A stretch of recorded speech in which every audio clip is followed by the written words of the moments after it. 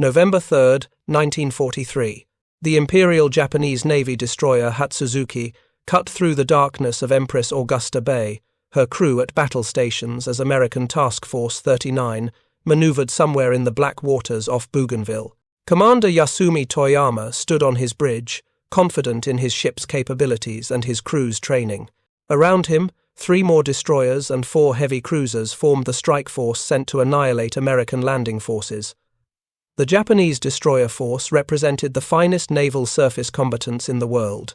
Hatsuzuki displaced 2,500 tons, mounted 6 5-inch guns in 3 twin turrets, carried 8 24-inch torpedo tubes loaded with the formidable Type 93 long lance torpedoes, and could make 35 knots. Her crew of 300 men had trained for years in the demanding night combat tactics that had devastated Allied forces in the opening battles of the Pacific War. What Commander Toyama could not have known as he searched the darkness for American targets was that he commanded one ship in a class that would suffer an 87% destruction rate over the next 18 months. The mathematics of Japanese destroyer losses in World War II reveal a catastrophic failure, not of courage or individual ship capability, but of strategic doctrine, industrial capacity, and the brutal calculus of attrition warfare against an opponent who could replace losses faster than Japan could inflict them. The story of how the United States Navy systematically destroyed 87 of Japan's approximately 100 frontline destroyers between mid-1943 and the war's end represents one of the most complete naval victories in history, achieved not through superior ship-to-ship combat capability, but through overwhelming force applied relentlessly across thousands of miles of ocean until Japanese destroyer forces simply ceased to exist as an effective fighting arm. If you're enjoying this deep dive into the story, hit the subscribe button and let us know in the comments from where in the world you are watching from today. To understand the magnitude of this destruction, we must first understand what Japan deployed and why these ships represented such a significant investment of national resources. Between 1925 and 1941, Japanese shipyards constructed approximately 110 modern destroyers across multiple classes. The Fubuki class, 24 ships displacing 1,900 tons, represented a revolutionary design that outclassed every destroyer afloat when they entered service in 1928.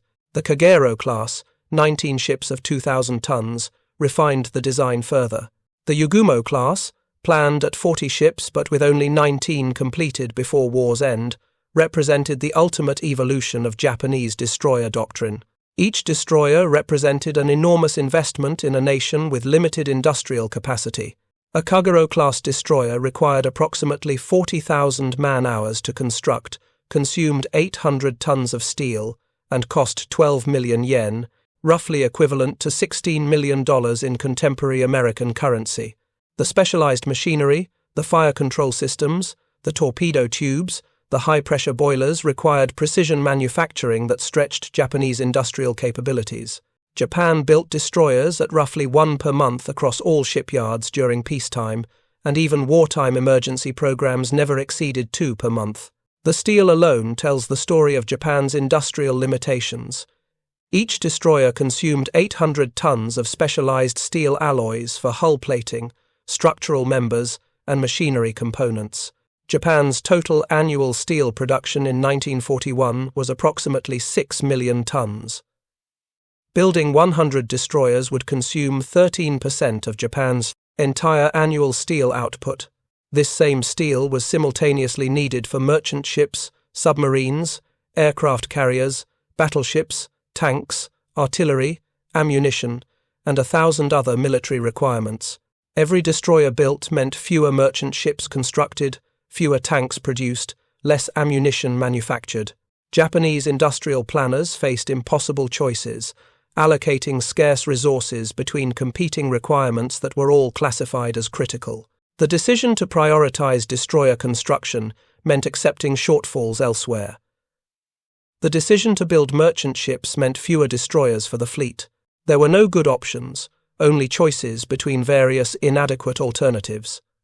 These ships embodied Japanese naval doctrine, developed over 2 decades of theoretical study and practical exercises. Japanese destroyer tactics emphasized aggressive night surface combat, launching devastating torpedo salvos from long range using the Type 93 oxygen torpedo, then closing to finish crippled enemies with gunfire. Destroyer divisions trained extensively in coordinated attacks, multiple ships launching torpedoes simultaneously to saturate target areas. The doctrine worked brilliantly in the opening year of the war. At the Battle of the Java Sea in February 1942, Japanese destroyer divisions launched coordinated torpedo attacks from ranges exceeding 10 miles, sinking Allied cruisers whose commanders could not comprehend torpedoes arriving from such distances.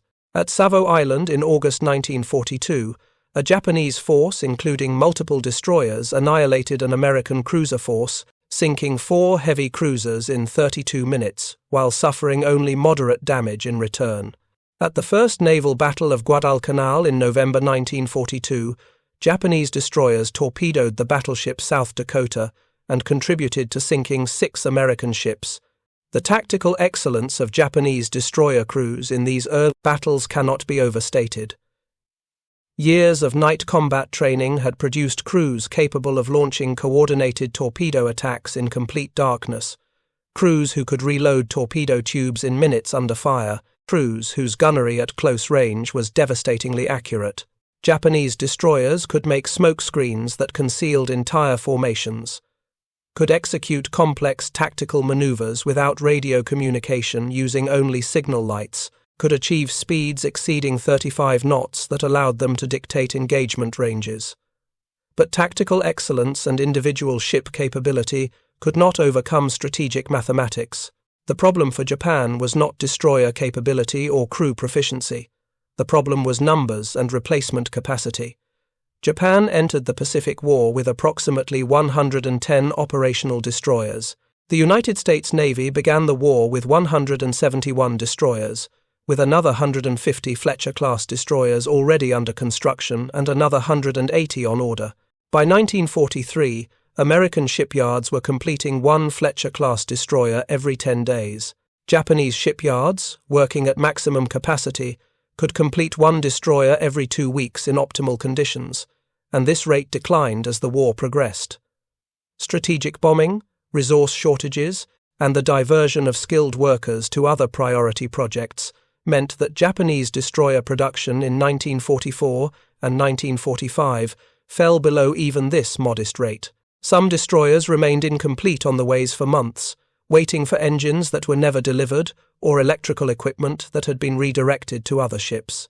The production differential told the story before the first shots were fired. America could replace destroyer losses at roughly 4 times the rate Japan could, and this differential widened as American production accelerated and Japanese production declined due to resource shortages and strategic bombing. By mid-1944, American shipyards were launching new destroyers faster than Japan could sink them, even if every Japanese torpedo and bomb hit its target, a mathematical impossibility that revealed the strategic hopelessness of Japan's position. But production numbers alone do not explain how 87 Japanese destroyers were sunk in 18 months.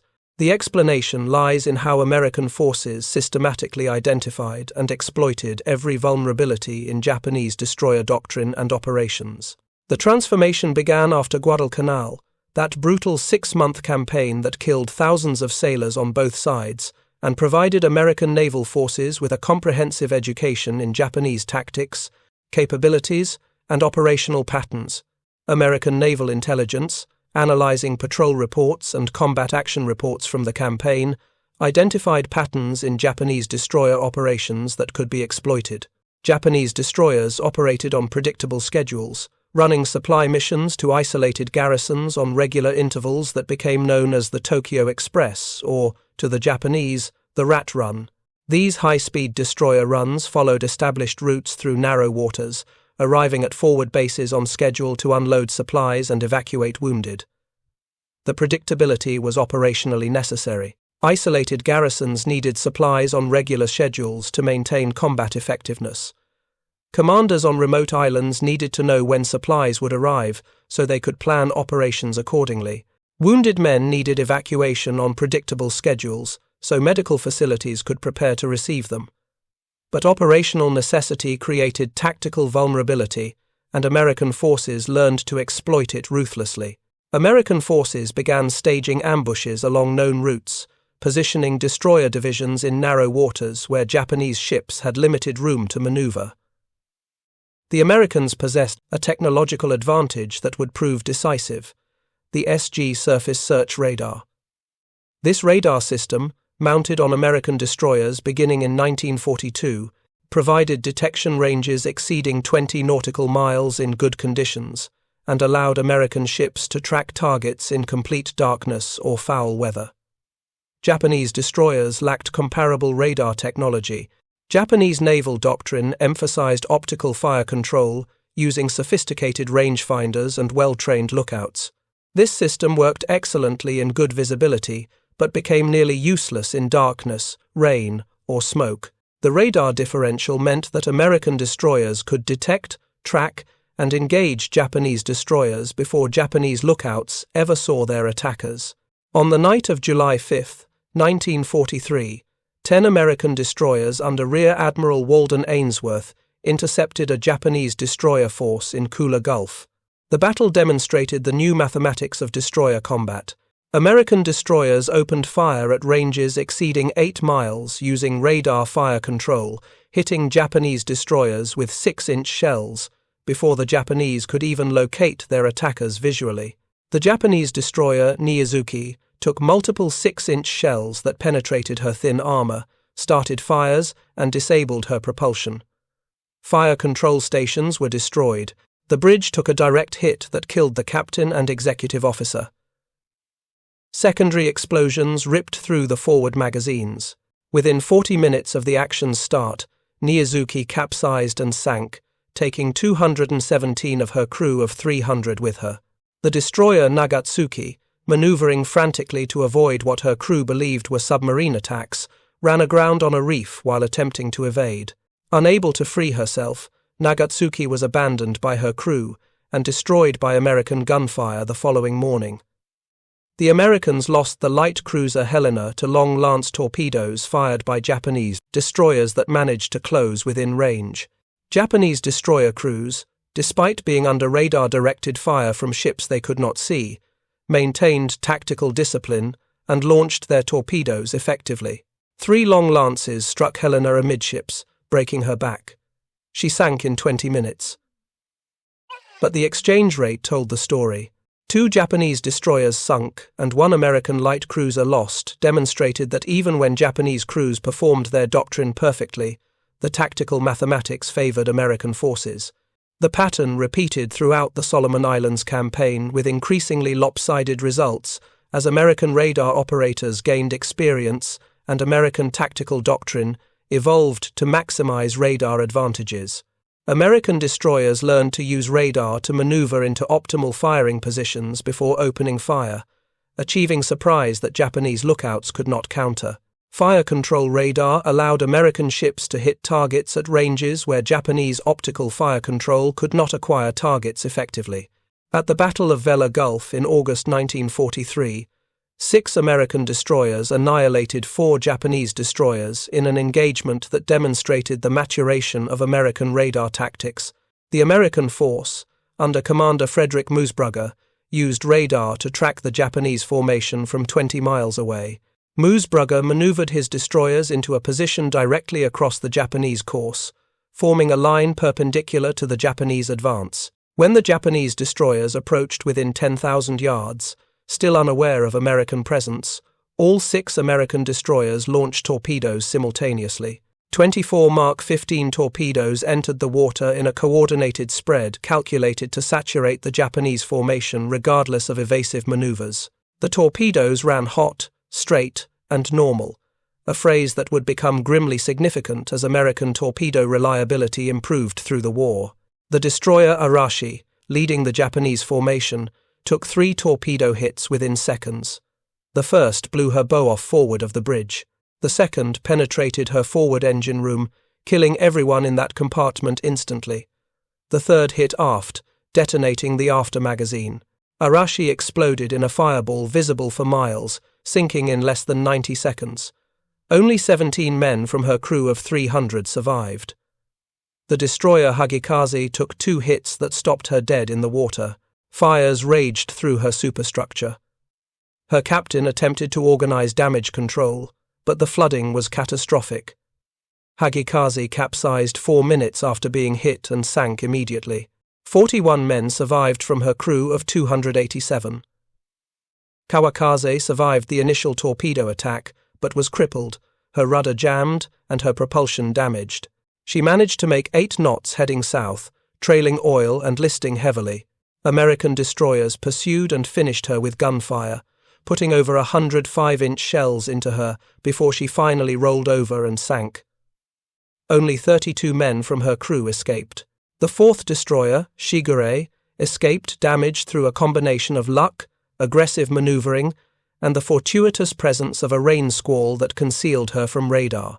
But 3 destroyers sunk in an engagement lasting less than 40 minutes, with American forces taking no damage whatsoever, demonstrated the new reality of destroyer combat. American ships using radar and coordinated tactics could achieve surprise and overwhelming firepower concentration that Japanese tactical doctrine had no answer for. If you find this story engaging, please take a moment to subscribe and enable notifications. It helps us continue producing in-depth content like this. But radar and superior tactics alone do not explain 87 ships lost in 18 months. The broader explanation lies in strategic overextension and operational exhaustion, factors that degraded Japanese destroyer effectiveness as surely as any weapon system. Japanese destroyers were not merely fighting ships designed for fleet actions.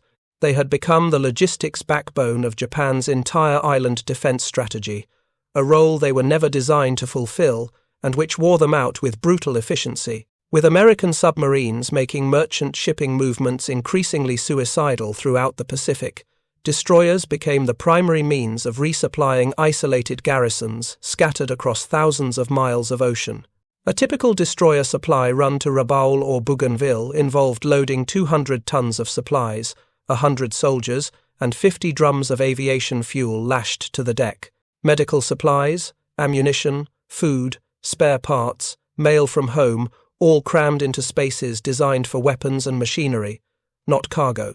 These runs, conducted at high speed through waters increasingly dominated by American air and naval forces, subjected destroyers to continuous operational stress that wore out machinery, exhausted crews, and created vulnerabilities that patient American forces learned to exploit.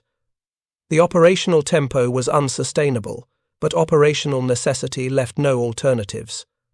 Isolated garrisons would starve without supplies. Wounded men would die without evacuation. The missions continued regardless of cost. Consider the operational reality of the destroyer Ayanami during the Guadalcanal campaign.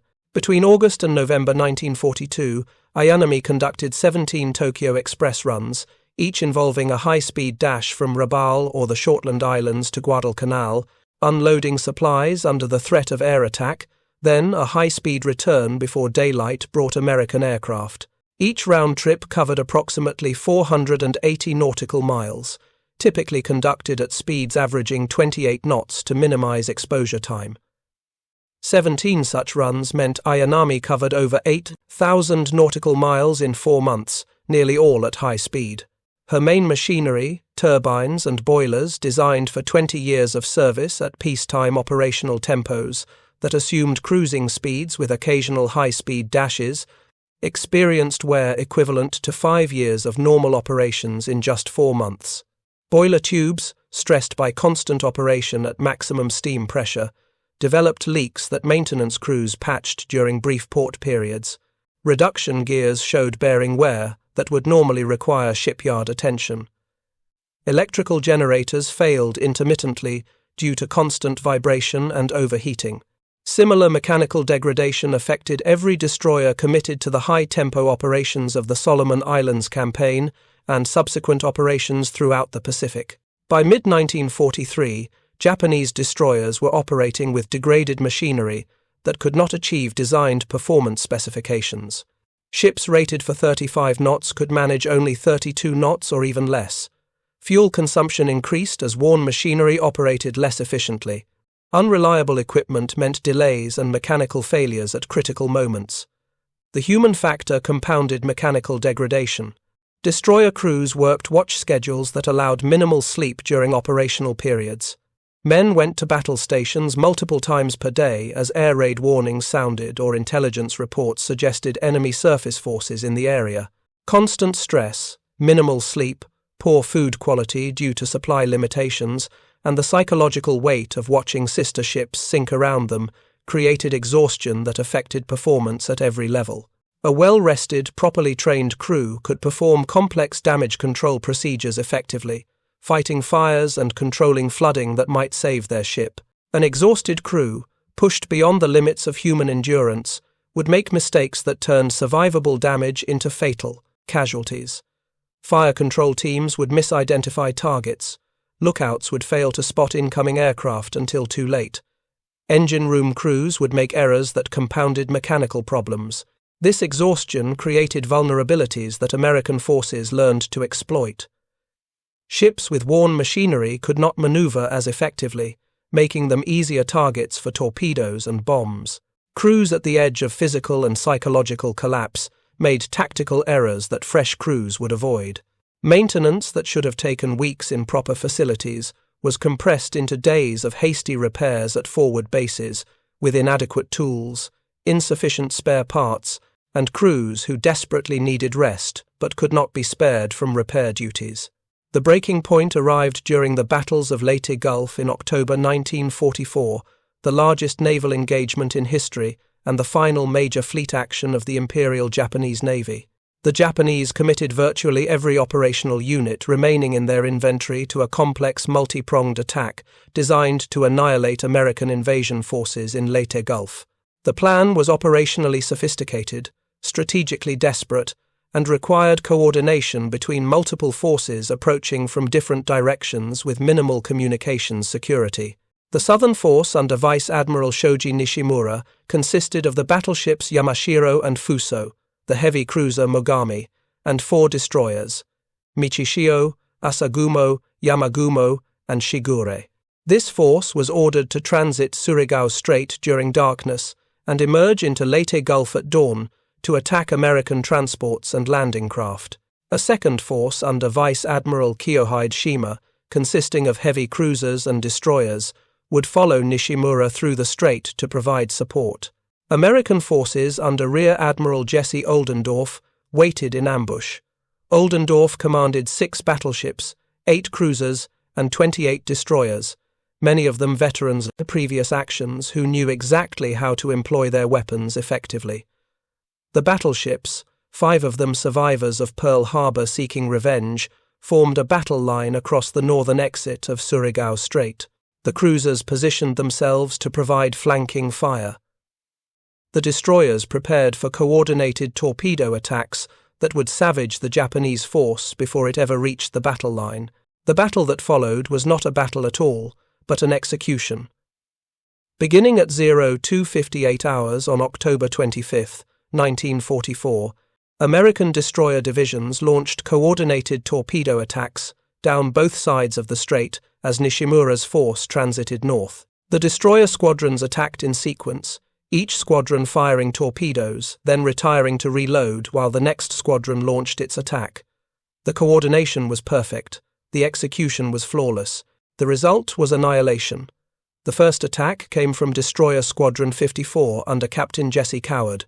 9 destroyers launched 47 torpedoes down the eastern side of the strait, the weapons entering the water with precision timing that created an overlapping spread no amount of maneuvering could evade. At 02:59 hours, 2 torpedoes struck the destroyer Yamagumo amidships. The first penetrated her forward engine room, the 1,000-pound warhead detonating in a confined space filled with high-pressure steam and fuel oil. The explosion was catastrophic. Men died instantly, scalded by superheated steam or incinerated by fuel fires. The second torpedo hit aft, destroying her steering gear and rudder. Yamagumo, dead in the water and burning, capsized and sank within 6 minutes. In the darkness and confusion, no other ships in the formation could render assistance. Only 18 men from her crew of 248 survived, picked up by American vessels hours later. At 03:05, 3 torpedoes from Destroyer Squadron 24's attack struck the destroyer Michisho. The first hit forward, blowing her bow completely off. The second penetrated amidships, breaking her keel. The third hit aft, destroying her propulsion machinery. Michisho jackknifed, her forward section sinking immediately, while her stern remained afloat for several minutes before it too slipped beneath the waves. 11 men survived from her crew of 239. At 03:09, the destroyer Asagumo took 1 torpedo hit that destroyed her bow forward of the first gun turret. Unlike Michisho and Yamagumo, Asagumo remained afloat, her aftersection intact and her propulsion still functioning. Her captain attempted to withdraw south, but American cruisers spotted the crippled destroyer and finished her with gunfire. Over 68-inch and 6-inch shells struck Asagumo before she finally rolled over and sank at 04:21. Only 23 men survived. The battleship Yamashiro took multiple torpedo hits that slowed her and caused progressive flooding. The battleship Fuso suffered similar damage.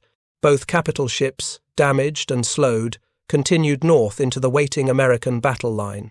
The 6 American battleships opened fire at 03:53 at ranges between 22,000 and 26,000 yards. The old battleships, given up for lost at Pearl Harbor 3 years earlier, achieved revenge with devastating effectiveness.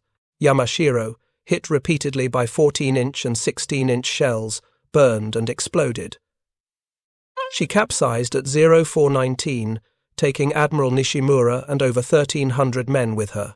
Fuso, already damaged by torpedoes and torn apart by battleship gunfire, exploded in a spectacular detonation that broke her in half. Both sections remained afloat for over an hour before sinking, the crew trapped aboard unable to escape. Only the destroyer Shigure escaped. Her captain, Commander Tameichi Hara, one of the finest destroyer captains in the Imperial Japanese Navy, maneuvered aggressively through the torpedo attacks, used smoke screens effectively, and retreated south when it became apparent the entire force was being annihilated.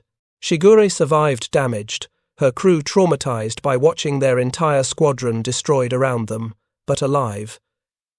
Every other ship in Nishimura's force was sunk. The mathematical reality of Surigao Strait was that American destroyer forces outnumbered Japanese destroyers by 7-1 and possessed radar fire control that allowed coordinated attacks from beyond visual range. Japanese destroyer doctrine, premised on rough numerical parity and close-range night combat, where superior Japanese optics and better-trained crews provided advantages, had no answer to massed American destroyer divisions attacking with radar-directed torpedoes from multiple directions simultaneously. The tactical excellence that had won battles in 1942 was irrelevant when the enemy could see you before you saw them and could launch coordinated attacks from ranges where you could not respond effectively. The destruction at Leyte Gulf marked the effective end of Japanese destroyer forces as a strategic asset. Of approximately 60 destroyers committed to the Philippine campaign across all 3 attacking forces, 42 were sunk over the following weeks. The survivors, many damaged and nearly all critically low on fuel, retreated to Japan, Singapore, or other ports where fuel shortages and lack of spare parts meant they would never see combat again. Many spent the final months of the war pierside, becoming barracks ships or targets for American carrier strikes. But Leyte Gulf was not the only killer of Japanese destroyers. The pattern of destruction visible in that massive engagement reflected broader transformations in how destroyers died throughout the Pacific War. By late 1943, surface combat was no longer the primary threat. American carrier aviation had emerged as the deadliest killer of Japanese surface ships, and destroyers with inadequate anti-aircraft armament found themselves nearly helpless against massed air attacks. Consider the operational reality of a Japanese destroyer operating in contested waters by mid-1944. American carrier task forces ranged across the Pacific. Each task group built around 3 or 4 fleet carriers, escorted by battleships, cruisers, and destroyers in formations that provided layered defense. Each fleet carrier operated an air group of 90 aircraft, including 36 SBD Dauntless, or SB-2C Helldiver dive bombers, and 18 TBF Avenger torpedo bombers, all configured for anti-shipping strikes. A typical American carrier task force could put over 200 strike aircraft into the air simultaneously, forming a mass of aircraft that would overwhelm any defensive systems available to isolated surface ships. These aircraft carried sophisticated equipment. SCR-720 radar sets provided navigation and target acquisition capabilities that allowed strikes to find targets in poor visibility or at night. Radio communication between aircraft allowed coordinated attacks with dive bombers attacking from high altitude, while torpedo bombers came in low, forcing defenders to split their attention. The pilots flying these aircraft had hundreds of hours of training.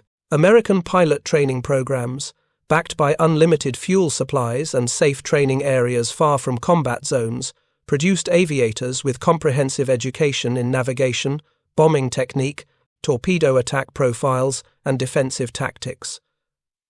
By mid-1944, even replacement pilots arriving at fleet carriers had more flight hours than many Japanese veterans. Against this aerial onslaught, Japanese destroyers had minimal effective defense. The anti-aircraft armament that had seemed adequate in 1941 was hopelessly insufficient by 1944. A Yugumo-class destroyer, representative of Japanese destroyer design at its apex, carried 4 twin-mounted 25mm Type 96 anti-aircraft guns. These weapons had an effective range of 3,000 yards and a rate of fire of 220 rounds per minute per barrel. The guns were manually aimed using optical sights that required the gunner to track fast-moving aircraft while his ship maneuvered violently. The mathematics of anti-aircraft defense were brutally unfavorable. 4 twin mounts provided 8 barrels. At 220 rounds per minute per barrel, that's 1,760 rounds per minute of fire total. Against an incoming strike of 40 aircraft, each gun could fire approximately 44 rounds at each aircraft during the roughly 1 minute between when the aircraft entered effective range and when they reached bomb or torpedo release altitude. Hit probability against maneuvering aircraft attacking from multiple directions was approximately 2% under optimal conditions, lower in practice when gunners were exhausted, ammunition was degraded from long storage in tropical conditions, and gun mechanisms were worn from continuous use. Expected kills per attack, 0.8 aircraft, meaning you needed multiple attacks before statistical probabilities suggested you might shoot down a single aircraft. Cost to the destroyer, probable sinking from multiple bomb and torpedo hits that overwhelmed damage control capabilities. The Battle of the Philippine Sea in June 1944 demonstrated this mathematical reality with devastating clarity for both Japanese carrier aviation and Japanese surface forces. The battle, fought off Saipan, involved 9 Japanese carriers launching massive strikes against American carrier forces. American fighters and anti-aircraft fire from over 100 ships destroyed more than 300 Japanese aircraft in what American pilots called the Great Marianas Turkey Shoot. But equally significant for our story was what happened to Japanese surface forces attempting to support the carrier battle. Vice Admiral Takeo Kurita's vanguard force included screening destroyers that came under sustained attack by American carrier aircraft as the two fleets maneuvered for position. The destroyers Hatsuzuki, Nowaki, and Tanikaze all came under massive air attacks during the battle. Hatsuzuki, despite fierce anti-aircraft fire that forced several American aircraft to break off their attacks, took 4 500-pound bomb hits from SBD Dauntless dive bombers attacking in a well-coordinated strike. The bombs penetrated her thin deck armor, designed to stop shell fragments, not heavy bombs. The first bomb hit forward, penetrating into the forward magazine and detonating the ready ammunition for the forward gun turrets. The explosion blew the bow off the ship. The second bomb hit amidships, penetrating into the forward engine room and exploding among the main turbines. Superheated steam filled the compartment, killing everyone inside instantly. The third bomb hit aft near the after magazine. The fourth hit the bridge, killing the captain and most of the bridge crew. Hatsuzuki, torn apart by internal explosions and burning uncontrollably, sank in 7 minutes. Fewer than 50 men from her crew of 300 survived. The pattern repeated across every major naval operation from mid-1943 onward. Japanese destroyers, detected by American reconnaissance aircraft, would be reported to Carrier Task Force Combat Information Centers. Strike groups numbering 40 to 80 aircraft would be formed and launched, vectored to targets by radio communication and guided by radar-equipped Pathfinder aircraft. The destroyers, with inadequate anti-aircraft armament, no friendly fighter cover, and limited ability to coordinate defensive maneuvers with other ships, would fight alone against overwhelming aerial assault. The destroyer Akizuki fell to carrier aircraft during the raid on Truk in February 1944. Maikaze was destroyed during the Philippine Sea battle. Nowaki, Hatsuharu, and Hayashimo all were sunk by carrier aviation during the extended Leyte Gulf operation. Each sinking followed the same grim pattern: detection by reconnaissance aircraft, coordinated strikes by dive bombers and torpedo planes, inadequate defensive fire, multiple hits, progressive flooding and fires, capsizing and sinking, heavy casualties among the crew. American submarines added to the toll, though submarine attacks on destroyers were more difficult and dangerous than attacks on merchant ships. Destroyers were faster, more maneuverable, and equipped with sonar and depth charges that made them dangerous opponents. Successful submarine attacks required either ambush from positions where destroyers could not maneuver effectively, or attacks on damaged or stopped ships that could not employ their speed advantage. The submarine USS Harder, under Commander Samuel Dealey, specialized in destroyer hunting.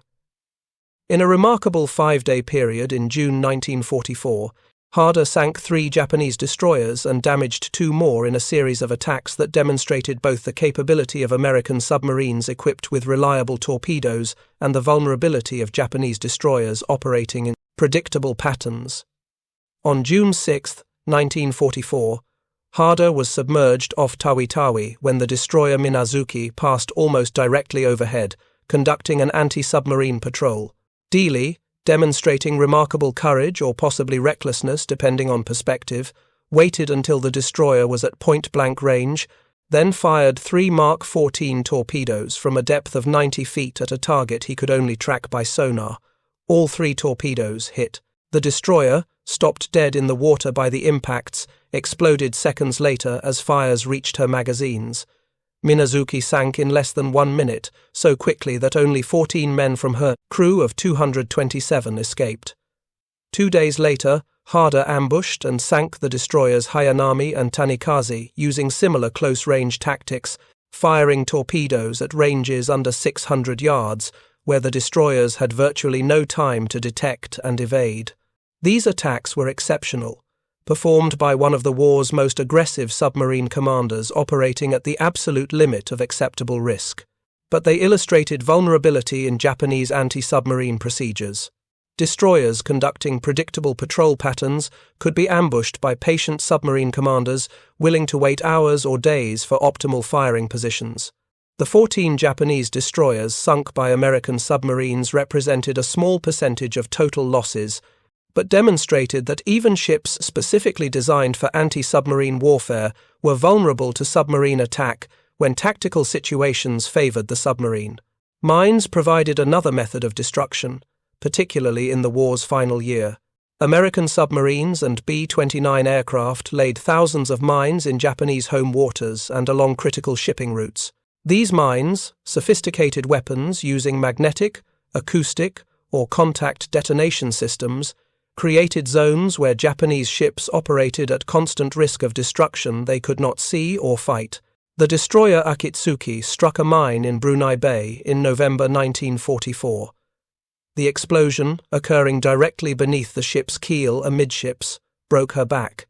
The destroyer jackknifed and sank in 18 minutes, her crew having barely enough time to abandon ship. Mine warfare was particularly insidious because it was invisible and constant. A destroyer transiting potentially mined waters could not detect the threat, could not engage it, could only attempt to navigate routes believed clear, while hoping intelligence was accurate and mine positions hadn't shifted. As American mining operations intensified in 1945, entire areas of Japanese home waters became effectively impassable for routine naval operations. Destroyers required to transit these areas did so at high speed on unpredictable zigzag courses, hoping speed and random maneuvering would carry them through safely. Many succeeded, some did not. Each mine sinking was another destroyer removed from an inventory that could not be replaced. By early 1945, the cumulative effect of surface combat losses, air attack destruction, submarine sinkings, and mine casualties had reduced Japanese destroyer forces to a shadow of their former strength. Of approximately 100 frontline destroyers operational in mid-1943, fewer than 20 remained in service by March 1945. The mathematics of destroyer survival had reached a grim conclusion. But even this accounting understates the true loss, because many destroyers that survived combat were removed from service by a factor more prosaic than battle damage: fuel shortages. Japan's oil supplies came primarily from the Dutch East Indies. American submarines systematically targeted the tankers, bringing oil from Borneo and Sumatra to Japan.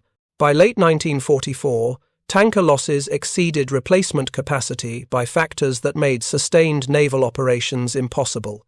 Destroyers that survived combat often spent their final months tied to piers with empty bunkers, their crews reassigned to shore duty, manning coastal defense positions, or crewing submarines that could still operate. The destroyer Yukikaze, famous for her extraordinary luck in surviving every major naval battle of the Pacific War without serious damage, spent the war's final months pierside not due to damage, but due to having no fuel to operate.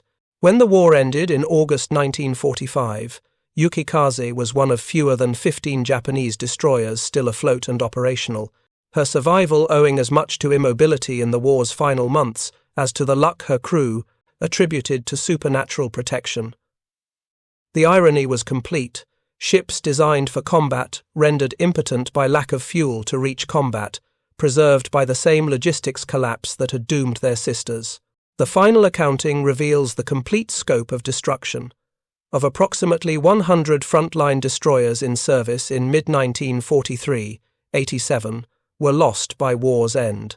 31 were sunk in surface actions against American and Allied destroyer forces equipped with radar fire control.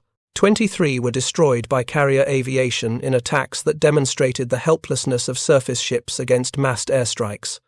14 fell to American submarines. 8 struck mines.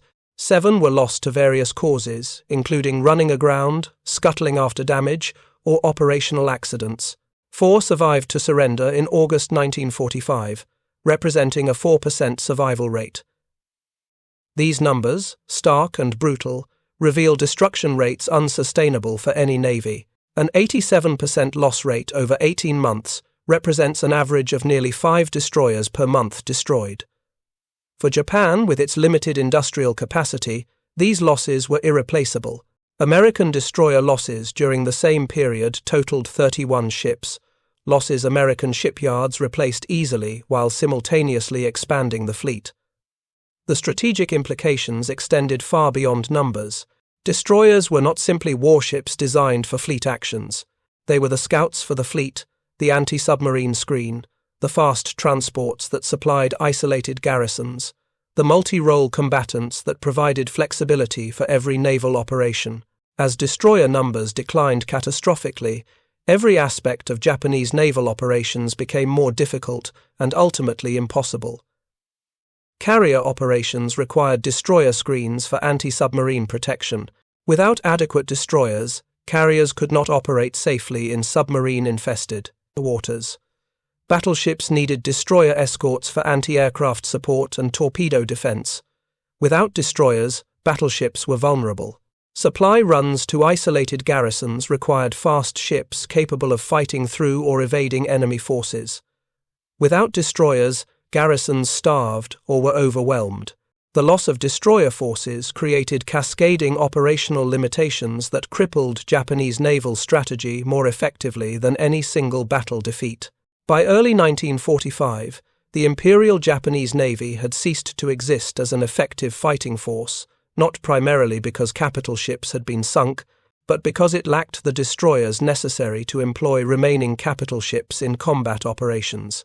The final irony manifested in April 1945, when the super battleship Yamato sortied on a suicide mission to attack American forces at Okinawa. Yamato, the largest battleship ever constructed, mounting 9 18-inch guns and displacing over 70,000 tons, sailed with only 8 destroyers as escorts. 8 destroyers to screen the world's most powerful battleship in a mission acknowledged from the beginning as one-way. Pre-war Japanese naval doctrine specified that a battleship of Yamato's size and value should be escorted by at least 20 destroyers to provide adequate screening against submarines and air attack. The fact that only 8 could be scraped together, and that 4 of those 8 would be sunk during the mission, demonstrated the complete collapse of Japanese destroyer strength. Yamato was sunk by carrier aircraft on April 7, 1945, before coming within 100 miles of Okinawa. American carrier strikes involving nearly 400 aircraft overwhelmed her defenses. The 8 destroyer escorts, fighting desperately with inadequate anti-aircraft armament, could do nothing to protect her. 4 destroyers were sunk. The remaining 4 retreated to Japan, where they spent the war's final months, pierside, becoming barracks ships for their homeless crews. The human cost remains difficult to quantify precisely, but was certainly catastrophic. A typical Japanese destroyer carried 300 men. 87 destroyers lost represents over 26,000 sailors killed, wounded, or missing. Many destroyers sank so quickly that few crew members escaped. Hatsuzuki sank in 7 minutes. Yamagumo went down in 6 minutes. Michishio capsized in 4 minutes. Men trapped below decks had no chance of escape. The survivors, those fortunate or skilled enough to escape sinking ships, often faced new nightmares. Men floating in oil-covered water, burned, wounded, exhausted, waiting for rescue that might never come. Some were picked up by American ships and spent the war's remainder as prisoners. Others were rescued by Japanese vessels and returned to duty, only to be sunk again on different ships. A few made it to shore on remote islands where they survived on minimal rations until the war ended. The elite destroyer force that had dominated night battles in 1942 had been systematically destroyed and inadequately replaced, leaving only a hollow remnant that could not effectively oppose American naval forces in the war's final year. The story of Japanese destroyer losses represents the ultimate proof that in industrial warfare, tactical excellence and individual courage cannot overcome material disadvantage and production differentials. Japan entered the Pacific War with destroyers adequate for initial operations, but without industrial capacity to sustain those forces against an opponent who could produce ships faster than Japan could sink them. The mathematical reality was visible before the war began to anyone examining production figures honestly. Japan could not win a sustained war of attrition. The only hope was quick, decisive victories that would force a negotiated peace. That strategy failed, and once it failed, defeat became mathematically uncertain even if the timeline remained unclear. By mid-1943, the mathematical inevitability of American victory was apparent in every production chart and loss report. Japan was losing ships faster than it could build them. America was building ships faster than Japan could sink them. The conclusion was certain. Only the cost in lives remained to be determined. Japanese destroyer losses between mid-1943 and war's end represent mathematical proof of industrial warfare's brutal calculus. 87 frontline destroyers destroyed in 18 months, while American destroyer strength continued growing, demonstrates what happens when superior tactics and better individual ship capability confront overwhelming numerical superiority backed by industrial capacity that can replace losses faster than they occur. The final irony is that many Japanese destroyers were never destroyed in battle at all, but were simply abandoned pierside when fuel supplies vanished and continuing operations became impossible. These ships, maintained by skeleton crews who performed meaningless maintenance routines on vessels that would never sail again, represented wasted resources in a nation where every resource was desperately needed, but moving them required fuel that didn't exist and purpose that had vanished when Japanese naval strategy collapsed under accumulated losses. Thank you for watching. For more detailed historical breakdowns, check out the other videos on your screen now, and don't forget to subscribe.